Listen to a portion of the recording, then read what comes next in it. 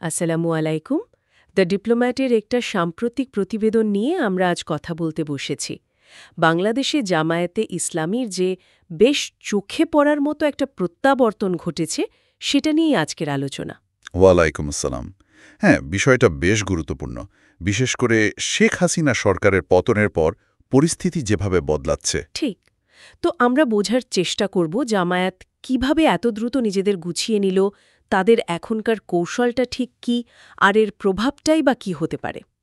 শুরুতেই যে প্রশ্নটা মাথায় আসে সেটা হলো একটা দল এত বছর ধরে এত রকম চাপের মধ্যে ছিল, তারা কিভাবে এত কম সময়ে দেশের রাজনীতিতে এতটা গুরুত্বপূর্ণ হয়ে উঠল। এটা একটু অবাক করার মতোই, তাই না? হ্যাঁ, বিষয়টা ভাবার মতো। প্রতিবেদনটা বলছে জামায়াত এখন বেশ প্রভাবশালী। শুধু রাস্তায় না, শুনছি বিভিন্ন সরকারি বিশ্ববিদ্যালয়, এমনকি রাষ্ট্রীয় প্রতিষ্ঠানের ভেতরেও তাদের লোকজন গুরুত্বপূর্ণ জায়গায় চলে আসছে। আর সবচেয়ে বড় খবর বোধহয় তারা বিএনপির সাথে আগের মতো না থেকে ন্যাশনাল সিটিজেন পার্টি এনসিপি নামে একটা নতুন দলের সাথে জোট করেছে। এটা বেশ নতুন একটা দিক। একদম।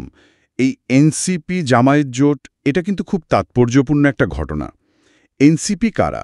মূলত হাসিনা বিরোধী আন্দোলনে যে ছাত্রনেতারা ছিলেন, তাদেরই অনেকে মিলে এটা করেছেন। ও আচ্ছা। হ্যাঁ, আর তারা এখন ডক্টর ইউনূসের অন্তর্বর্তী সরকারের যে সংস্কার কার্যক্রম চলছে, সেটাকে কাজে লাগিয়ে নিজেদের জায়গা করে নিতে চাইছে। যেমন ধরু মে মাসে। হ্যাঁ, মনে পড়ছে। হ্যাঁ, তারা আওয়ামী লীগের কার্যক্রম নিষিদ্ধ করার দাবিতে বেশ বড় আন্দোলন করল এবং শেষ পর্যন্ত সরকার কিন্তু তাদের কার্যক্রম স্থগিত করতে বাধ্য হল। এটা নিঃসন্দেহে তাদের জন্য একটা বড় রাজনৈতিক জয়। তার মানে তারা শুধু রাস্তায় শক্তি দেখাচ্ছে না, রাজনৈতিক কৌশলেও বেশ পাকা হয়ে উঠছে। অথচ কবছর আগেও তো ছবিটা অন্যরকম ছিল। ঠিক তাই। মনে রাখতে হবে, এই দলের নেতাদের অনেকের বিচার হয়েছে, দলের রেজিস্ট্রেশন বাতিল ছিল একটা সময়, তো নিষিদ্ধই ছিল প্রায়। সেই জায়গা থেকে এই ঘুরে দাঁড়ানোটা অবশ্যই উল্লেখযোগ্য। জামায়াত তো বরাবরই তাদের ইসলামী কল্যাণ রাষ্ট্রের কথা বলে, আর তৃণমূল পর্যায়ে তাদের কাজে ধরুন খাদ্য বিতরণ, স্বাস্থ্যসেবা, এগুলোর একটা নেটওয়ার্কও আছে বেশ ভালো। হ্যাঁ, সামাজিক কাজের এই দিকটা তাদের আছে। কিন্তু আবার একটা স্ববিরোধও দেখা যায়। একদিকে এই কাজগুলো, অন্যদিকে ধরুন নারী অধিকার বা সংখ্যালঘুদের অধিকার নিয়ে তাদের যে অবস্থান, সেটা নিয়ে তো প্রচুর সমালোচনাও আছে, যদিও ইদানিং তাদের কথায় কিছুটা নরম সুর শোনা যাচ্ছে। এই নরম সুরটাকে অনেকে কৌশল হিসেবেই দেখছেন। তাদের আসল আদর্শ বুঝতে হলে তো সেই মওদুদির চিন্তাভাবনার দিকে তাকাতে হবে। যদিও তার চিন্তা নিয়েও নানা মত আছে। কেউ কেউ বলেন ব্রিটিশ ঔপনিবেশিক সময়ের প্রেক্ষাপট ছাড়া তার ভাবনাকে পুরোপুরি বোঝা যাবে না। আর এখনকার জামায়াত কিন্তু অনলাইন জগতে খুব সক্রিয়, তরুণদের মধ্যে কাজ করছে। ঢাকা বিশ্ববিদ্যালয়েও তাদের প্রভাব বাড়ছে। এটা কিছুদিন আগেও ভাবা যেত না। সম্প্রতি তারা জুলাই আন্দোলন নিয়ে একটা আন্তর্জাতিক কনফারেন্সও আয়োজন করল। তার মানে পুরনো আদর্শ ঠিক রেখে নতুন প্ল্যাটফর্ম আর নতুন কৌশল ব্যবহার করছে তারা। অনেকটা সেরকমই। আর এর সাথে সাথে রাজনীতির আলোচনার ধারাটাও যেন একটু বদলাচ্ছে। এতদিন বাংলাদেশে একাত্তরের চেতনা একটা বড় বিভাজনের বিষয় ছিল, কিন্তু ওই যে এনসিপি নেতা নাহিদ ইসলাম বললেন। হ্যাঁ, কি যেন বললেন? উনি বললেন একাত্তরের পক্ষে বিপক্ষের রাজনীতি এখন পুরনো কাঠামো। এই কথাটা কিন্তু বেশ ইঙ্গিত দেয়।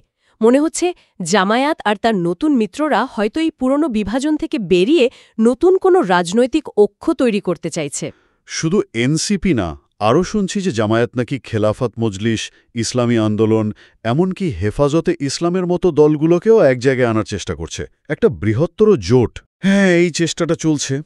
আর বিশ্লেষকরা ভাবছেন এর ফলে দেশের রাজনীতি হয়তো আরও একটু ডান দিকে, সামাজিক বা ধর্মীয় দিক থেকে রক্ষণশীলতার দিকে সরে যেতে পারে। তাহলে তো বিএনপির জন্য ব্যাপারটা অন্যরকম হয়ে দাঁড়াবে। ঠিক, এর একটা প্রতিক্রিয়া হতে পারে। বিএনপি, যারা সাধারণত মধ্য ডানপন্থী, তারা হয়তো আরও একটু মাঝখানের দিকে সরে এসে নিজেদের আলাদা পরিচয়টা ধরে রাখতে চাইবে। তবে ভোটের রাজনীতিতে জামায়াত একা কতটা কি করতে পারবে সেটা নিয়ে প্রশ্ন আছে। সে কারণেই কি জোট? হ্যাঁ, সেজন্যই এনসিপির মতো দলের সাথে জোট বা আরও বড় জোটের চেষ্টা। আর তারা তো নির্বাচনী ব্যবস্থা পরিবর্তনের কথাও বলছে। ফার্স্ট পাস দ্য পোস্ট পদ্ধতির বদলে আনুপাতিক প্রতিনিধিত্ব বা পিআর সিস্টেম চাইছে, যেখানে ভোটের হার অনুযায়ী আসন পাওয়া যায়। ঠিক, এতে ছোট দলগুলোর লাভ। যদিও বিএনপি কিন্তু এই পিআর সিস্টেমের সরাসরি বিরোধিতা করছে। না না, আমরা খুব পরিষ্কার করে তো বলেছি যে আমরা পিয়ার পদ্ধতি কোনো মতে মেনে নেব না, কারণ পিয়ার পদ্ধতি এই দেশের মানুষ ইউজ না। এই পুরো বিষয়টার কি কোনো ভূরাজনৈতিক দিকও থাকতে পারে, মানে আন্তর্জাতিক কোনো প্রভাব? অবশ্যই আছে। জামায়াতের এই উত্থান বা ইসলামপন্থী দলগুলোর জোট এই অঞ্চলের ভূ-রাজনীতিতেও প্রভাব ফেলবে।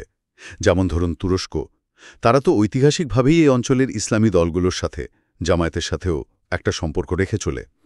তাদের প্রভাব বাড়লে এই অঞ্চলে ভারতের যে চিরাচরিত প্রভাব, সেখানে একটা পরিবর্তন আসতেই পারে। এটা একটা সম্ভাবনা। তাহলে সব মিলিয়ে যা দাঁড়াচ্ছে, হাসিনা সরকারের পতনের পর যে একটা রাজনৈতিক ফাঁকা জায়গা তৈরি হয়েছিল, জামায়াতে ইসলামী সেটা খুব দ্রুততার সাথে কাজে লাগিয়েছে। তারা নতুন করে সংগঠিত হচ্ছে, নতুন কৌশল নিচ্ছে, নতুন মিত্র খুঁজছে।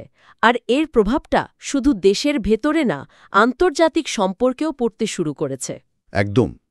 আর এখানেই আসল প্রশ্নটা আসে, জামায়াতের এই যে শক্তিশালী হয়ে ওঠা, এটা কি নিছকই ক্ষমতার পালাবদলের একটা খেলা, মানে পুরনো শক্তি সুযোগ পেয়ে ফিরে আসছে, নাকি এর পিছনে বাংলাদেশের সমাজ, রাজনীতি বা পরিচয়ের গভীরে আরও দীর্ঘমেয়াদী কোনো পরিবর্তনের ইঙ্গিত আছে?